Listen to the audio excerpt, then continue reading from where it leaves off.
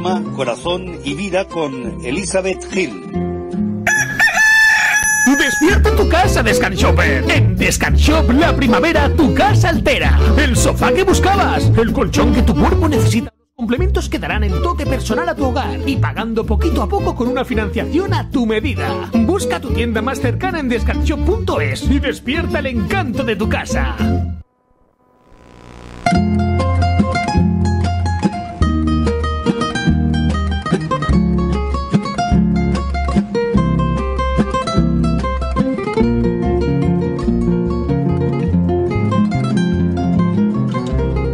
Y 43, gracias por seguir conectado con nosotros aquí en Es la Mañana de Baleares, en Es Radio 97.1.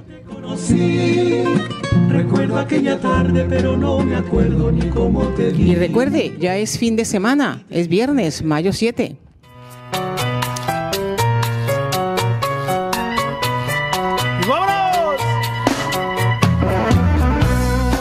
Después de las elecciones madrileñas, el escenario económico también entra en juego al 100%. Y digan lo que digan, todos estamos muy preocupados por nuestros bolsillos. Nos amenazan con más impuestos, pero no nos dicen cuándo podremos volver a trabajar al 100% todos para poder pagar esos impuestos. ¿De dónde saldrá el dinero para poder pagarlos si no podemos trabajar todos porque no hay suficiente trabajo? Ante la amenaza de más despidos por la banca, las criptomonedas también buscan su espacio en la economía mundial. El economista Antonio Alcover nos ayudará a entender hacia dónde va nuestra economía doméstica y si podemos ver algo de luz al final del túnel. Pero antes haremos una pequeñísima pausa publicitaria con uno de nuestros patrocinadores estrellas y entonces entraremos ya al 100% con Tony Alcover, que ya se encuentra aquí con nosotros.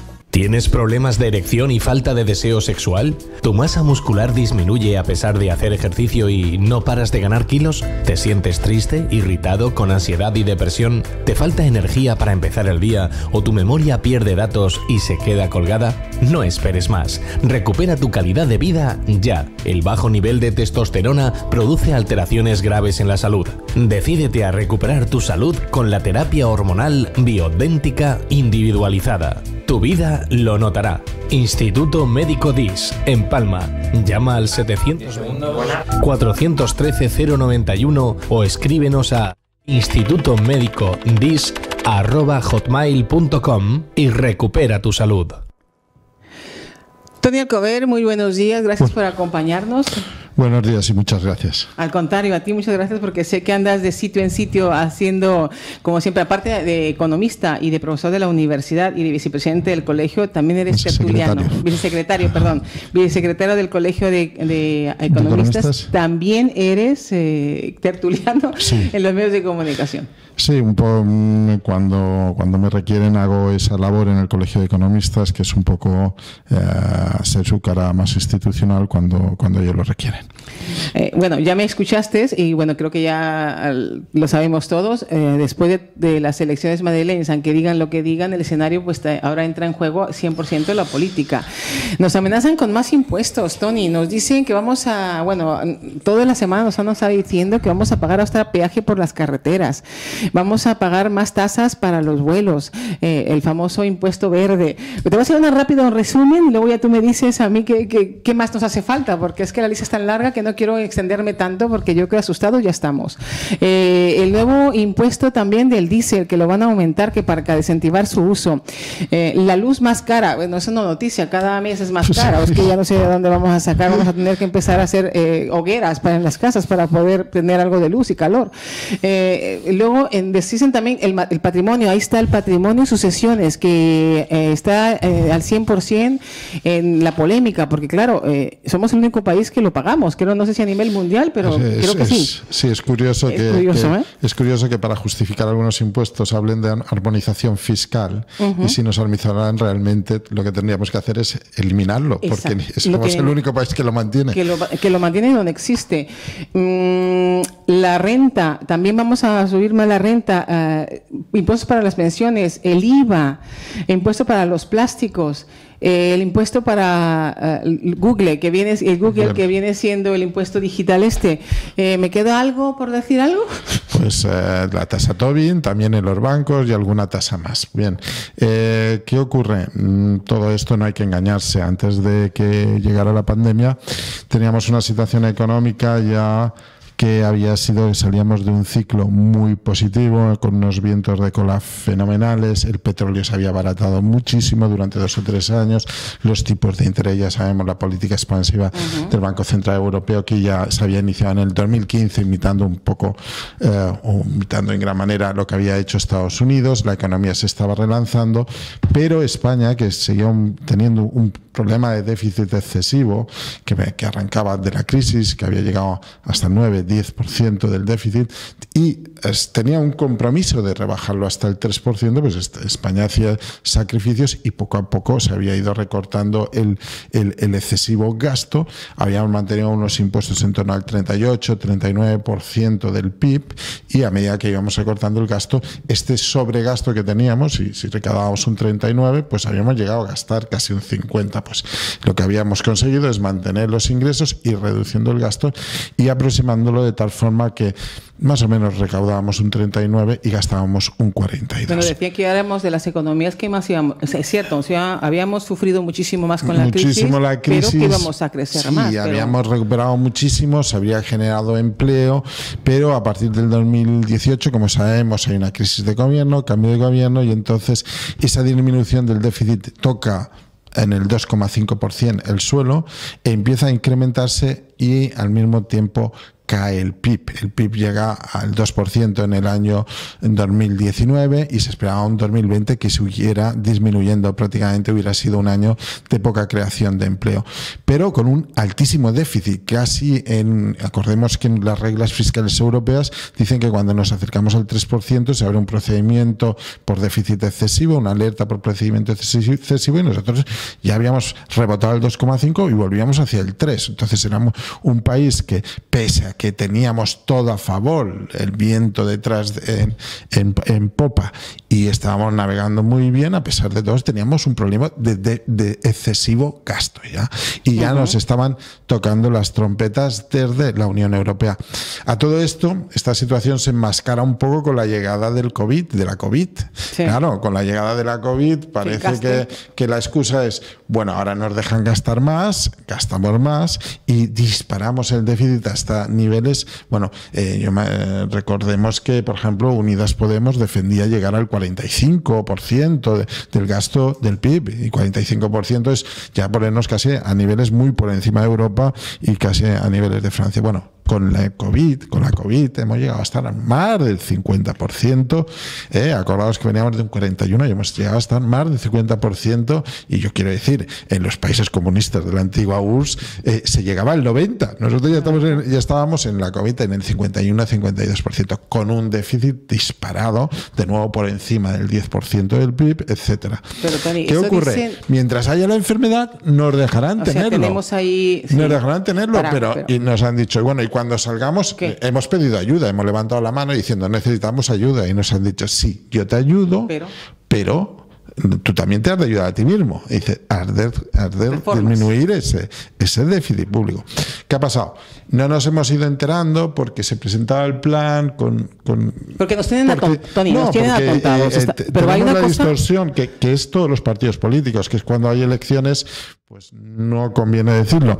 Y cuando tampoco hay elecciones, tampoco conviene, porque la economía entonces nos deprimiría, y lo que queremos es que no se deprima la economía, porque necesitamos crear empleo. Entonces ahora sí nos vamos encontrando que efectivamente hay un ajuste fiscal muy fuerte detrás, que es un ajuste que ya tenía su embrión antes del COVID, de la COVID, como he ido contando, y que tenemos un déficit estructural que ya nos estaban diciendo los expertos que teníamos que ir con mucho cuidado con el gasto público, porque si no tendríamos que incrementar mucho los impuestos, ¿no? Y ahora nos encontramos con esta situación. Tony, pero impuestos, vale, hablamos de impuestos, pero se pagan impuestos gustosamente cuando se tienen buenos ingresos y cuando tienes trabajo. Pero tú sabes perfectamente que todas estas personas que están en el ERTE y que son ERTES ahora, muchísimos de ellos van a pasar a ERES dentro de poco, y nuestro paro, no sé si ya llegamos a los 5, para un país de 47 millones de habitantes.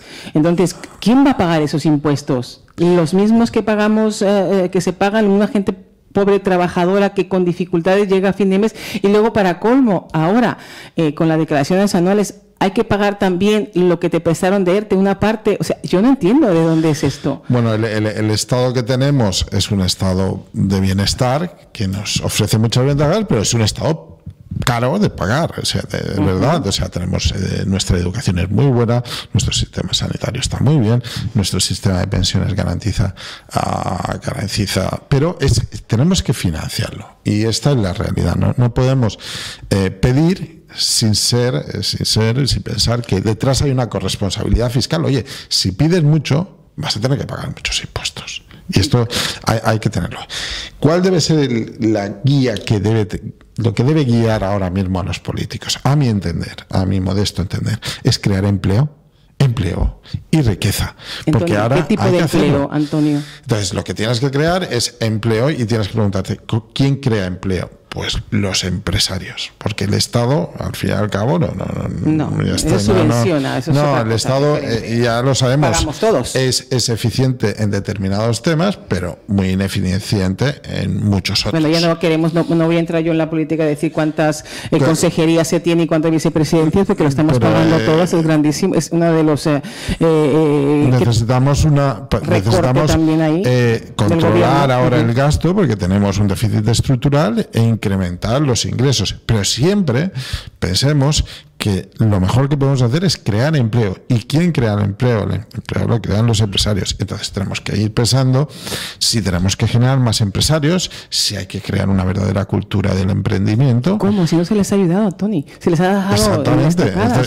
Lo que tenemos que meditar es esto. Es decir, no sé si se les ha dejado o no, pero hoy es muy caro ser empresario hoy en día, y con la crisis pues hemos enseñado pues que ser empresario, ser autónomo, estás en una situación muy desprotegida. Entonces, ¿qué es lo que tendríamos que plantear? Nos tendríamos, yo creo, a mi modesto entender, lo que nos tenemos que poner como principal objetivo es crear empleo, salvar empresas, incentivar la creación de empresas y empresarios, para que así pues esos millones de personas que están en casa deseosos de aportar a la economía, deseosos de trabajar, puedan encontrar un trabajo. Esa es la clave, y eso es lo que tendríamos que hacer.